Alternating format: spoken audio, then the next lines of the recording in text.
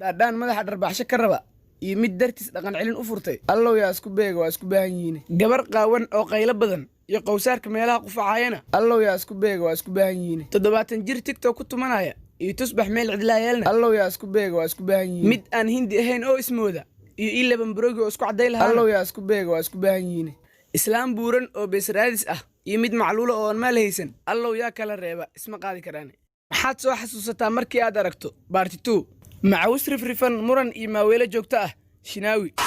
لهجة كلا دوان سيسع صوصع يسافر يسعدان أنكل جوكسنين فرحيسونا مريكا وين هذا الميل وسعودي يعني معنا لهين بلا البلشاوي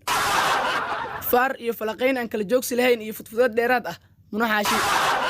ولا الكي إنو يراسيدي ilmihii ismiskiinin been ah سلام كيو معلومات دوي يوتيوب كو waxaa ka socdo aad dhamaantiin wada ogtiin sheeka xariiro iyo wiil baa gabar jeclaaday iyo mid kale ka jeclaatay iyo aniga i jeclayd iyo dhowr sanaan isnaqiinay iyo ugu dambeyn wuxuu waaba ciyaar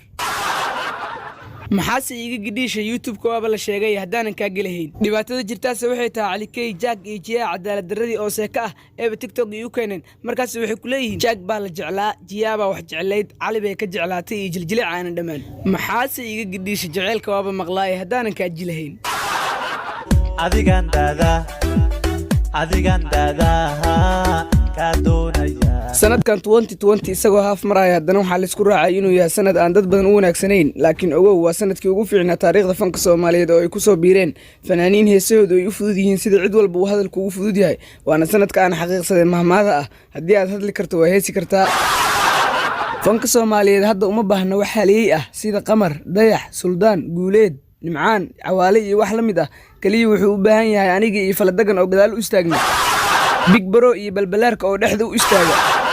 iyo CK iyo saddex la mid ah oo weerarka u ciyaarta